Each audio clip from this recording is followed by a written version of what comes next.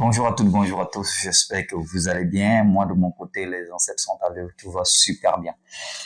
Eh bien, ça fait un bon moment que j'ai pas fait de vidéo. Voilà. C'est pour des raisons personnelles et je tiens à présenter des excuses dans cette vidéo à ceux qui sont restés, disons, connectés et actifs durant tout ce temps dans ce groupe. En tout cas, que les ancêtres soient toujours avec vous, qu'ils vous guident les pas. Et je tiens quand même à dire aussi merci à tous ceux qui me suivent de pas ou de loin, que les ancêtres guident vos pas aussi également. Eh bien, voilà un certain monsieur qui s'est dit africain, mais qui se permet de prendre la nationalité d'autres pays et qui s'est dit trop intelligent et commence à dénigrer son propre pays d'origine. Bien, ce qui est plus flippant, et la première question que je pose à ce dernier-là, c'est est-ce qu'il est capable de changer son groupe sanguin? Parce que si jamais vous n'êtes pas capable de changer votre groupe sanguin, cela veut dire que prendre la nationalité d'un autre pays ne fait pas de vous un ressortissant de ce pays-là. Comme le dit l'adage, un morceau de bois beau séjourner dans l'eau ne deviendra jamais un caïman.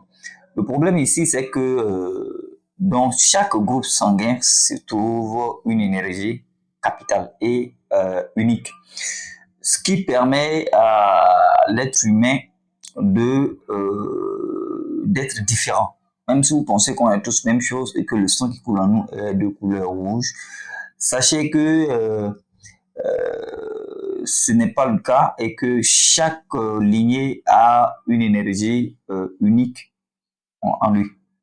Et c'est pourquoi, si vous prenez un groupe sanguin qui n'est pas compatible à un autre groupe et que vous transfusez, le sujet sera bon pour le cimetière, ça c'est clair.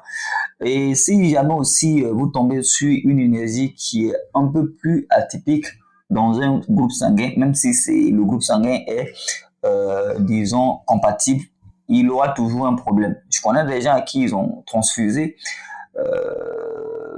un groupe sanguin qui est compatible, mais il a fallu vraiment assez de temps et malheureusement vers la fin ça n'a pas abouti.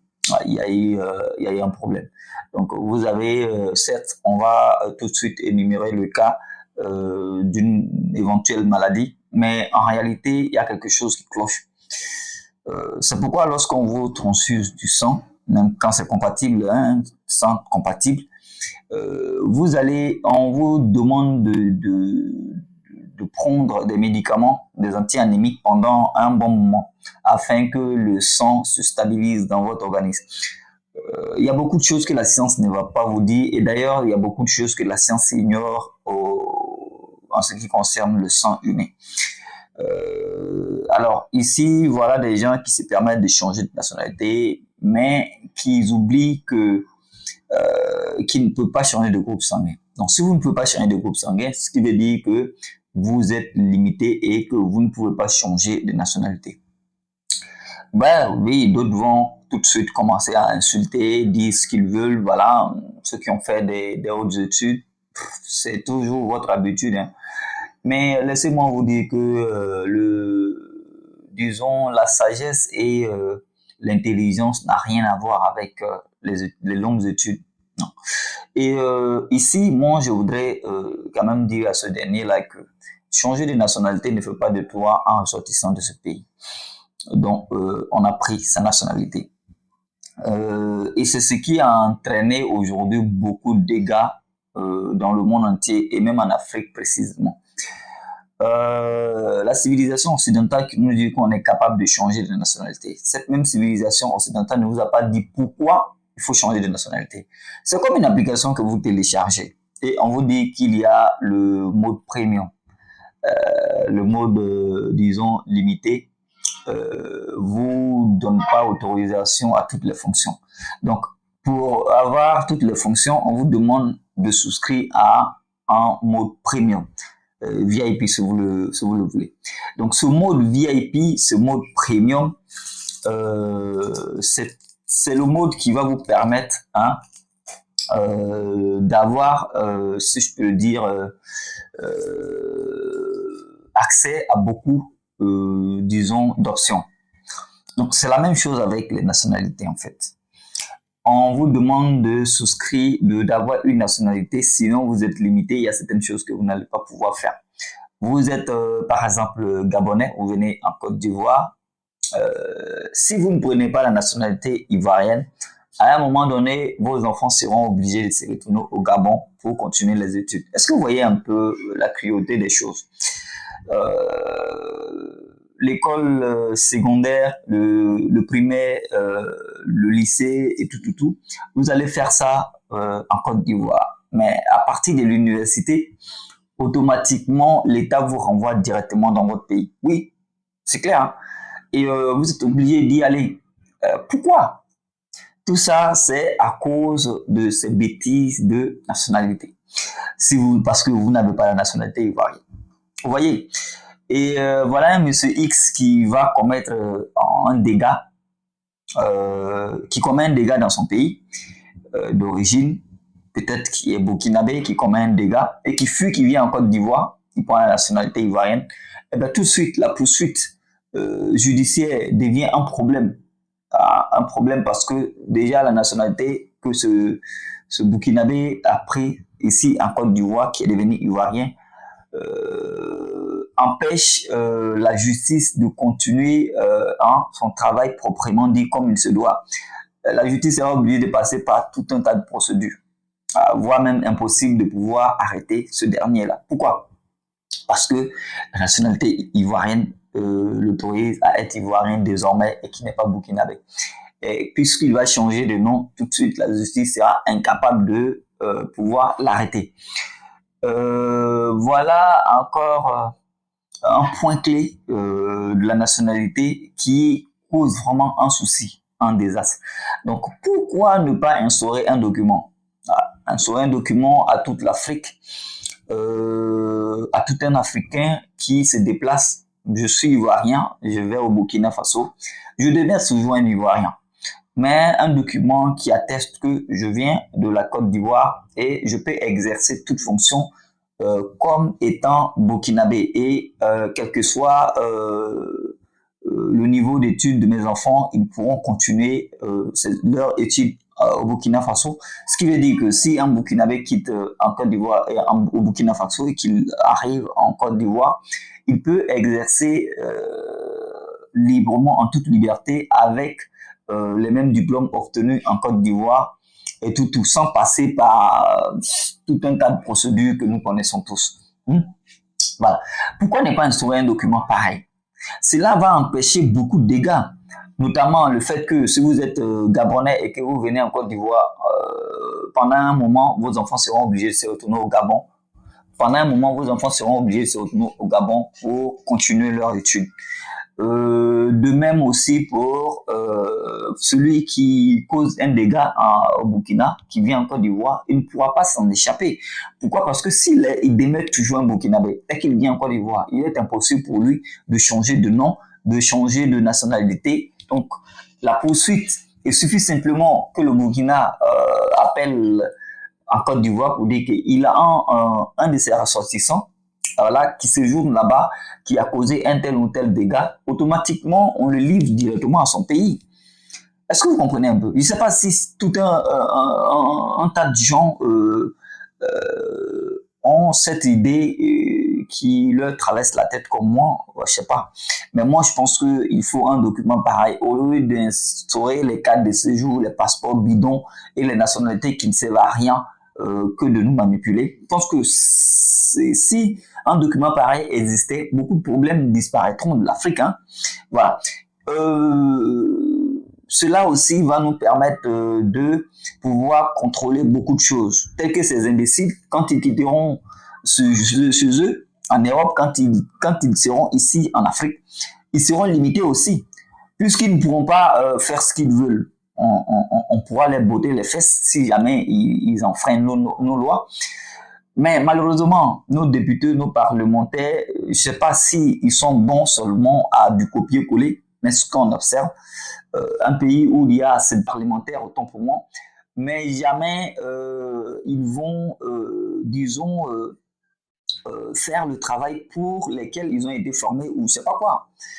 Des magistrats en un point fini, des juges, des hommes soi-disant hommes de droit, parce que voilà, ils se disent que ce sont des hommes de droit.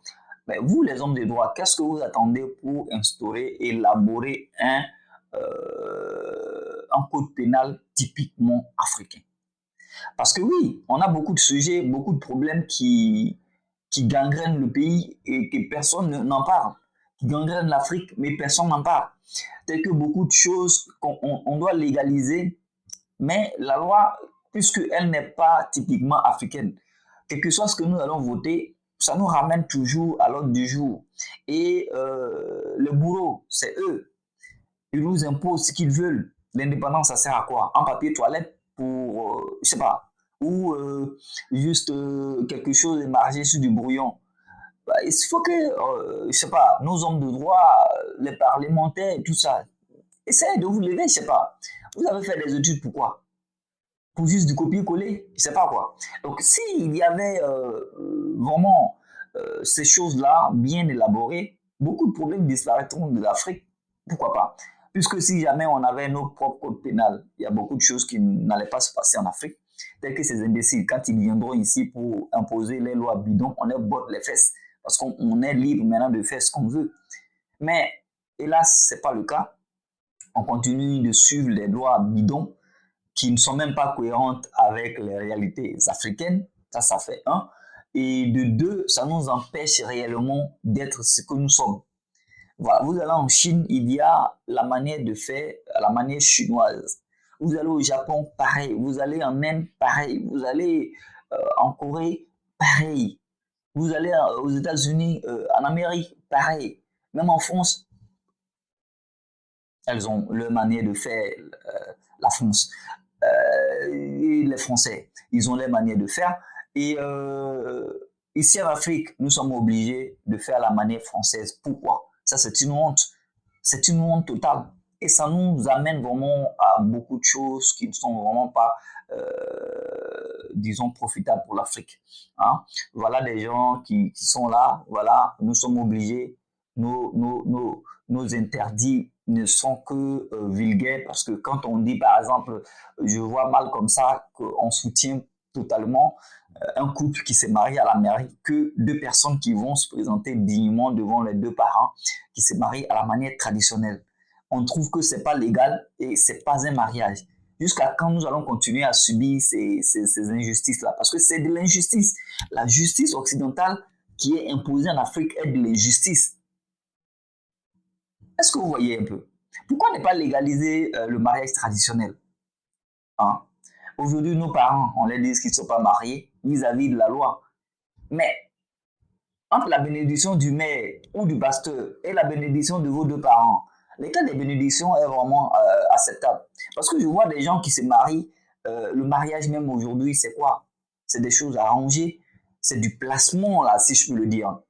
C'est du placement, parce que là, vous êtes limité et voilà deux personnes qui disent qu'ils s'aiment. Voilà deux personnes qui disent qu'elles s'aiment bien et ces personnes-là s'élèvent, elles vont se marier à l'insu de leurs parents. Vous voyez déjà, ça fait de trop. Aujourd'hui, il y a des mariages à quatre. Voilà, le témoin, voilà, ceci, blabla. Mais est-ce que réellement c'est un mariage approuvé? Est-ce que c'est un mariage qui doit être légalisé? Le mariage qui doit être légalisé, c'est le mariage traditionnel, le mariage coutumier. Hein? Ce qu'on appelle, on considère comme la dot, et d'ailleurs même là, c'est même pas quelque chose qui rentre en vigueur. Bah, qui reconnaît ça? Bah, personne. Et les parlements, personne n'en parle, personne ne lève le doigt, ils sont là, ils sont bons cas de copier-coller.